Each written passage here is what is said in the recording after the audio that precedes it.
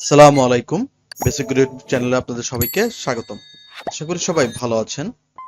আজকের ক্লাসে আমরা একটা মার্কশিট দেখব, যেটার মধ্যে আমরা লুকআপ ফর্মুলাটা বের করব বা লুকআপ ফর্মুলাটা কিভাবে ব্যবহার করা হয় সেটা আমরা দেখব।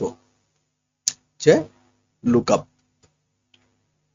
ঠিক আছে, এই লুকআপ ফর্মুলাটা কিভাবে ব্যবহার করা হয় সেটা আজকে আমরা দেখব। আমরা জানি লুকআপ, ভিলুকআপ এটা খুঁজে বের করার জন্য ব্যবহার করা হয়, বাট লুকআপ ফর্মুলাটা আমরা গ্রেড শিটে ব্যবহার করে থাকি। বেসিক্যালি এটা আমরা গ্রেড শিটে যদি আমাদের এরকম থাকে যে আমাদের সামনে একটা রেজাল্ট শিট আছে যেটার মধ্যে অনেকগুলো স্টুডেন্টের নাম দেওয়া আছে এবং মার্ক দেওয়া আছে এবং গ্রেড দেওয়া আছে।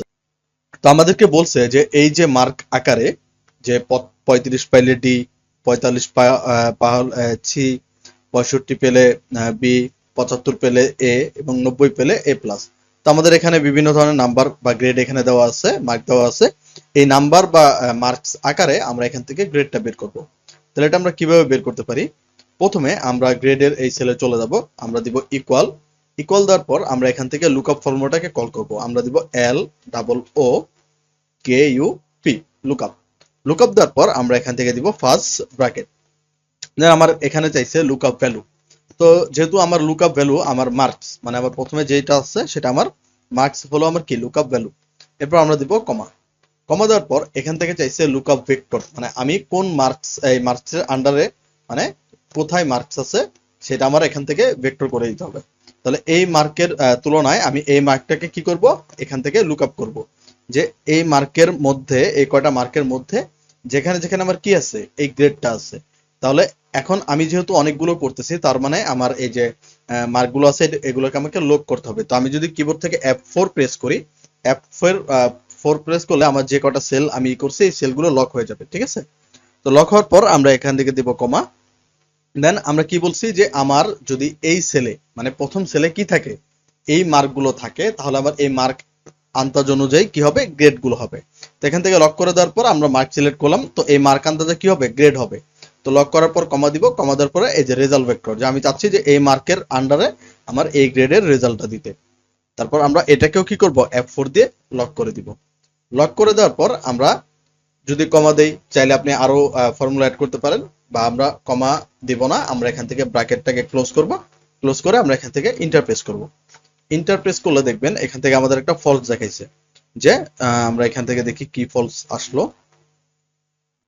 আচ্ছা, আমরা এখানে দেখতে পাচ্ছি আমাদের কি একটা ফলস দেখাইছে। তো এই ফলসটা আমাদের যে দেখাইছে এটা কেন দেখাইছে এটা আমরা আগে সলভ করি। যে এখানে দেখেন আমি যে মার্ক লিখেছি, তো এই মার্কটা দেখেন আমি কি করছি, দুইটা সেলকে মার্চ করে নিছি। ঠিক আছে, দুইটা সেলকে কি করেছি, আমরা মার্চ করে নিছি।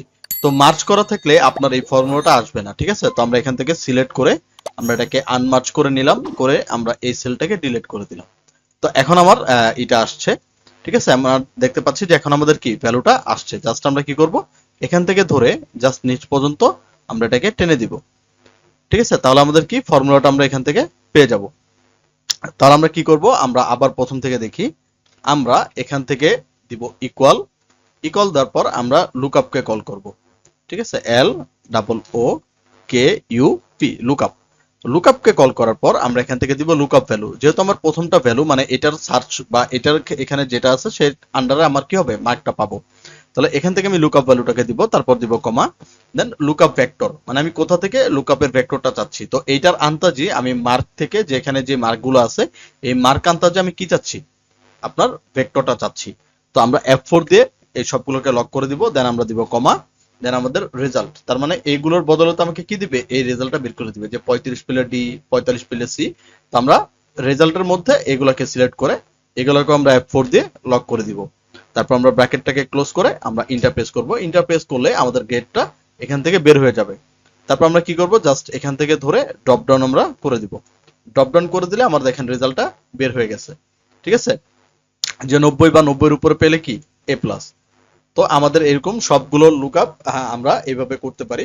তো এই লুকআপের মধ্য দিয়ে আমরা যে রেজাল্ট শিটের আমাদের যে গ্রেড বা মার্কস আছে সেগুলো আমরা বের করে নিতে পারি। আশা করি সবাই বুঝতে পেরেছেন। আজকের ক্লাস আমরা এই পর্যন্ত রাখবো। আমাদের এরকম আরো ভিডিও পেতে আমাদের চ্যানেলটিকে সাবস্ক্রাইব করে রাখবেন, শেয়ার করবেন। সবাই ভালো থাকবেন, সুস্থ থাকবেন। আসসালামু আলাইকুম।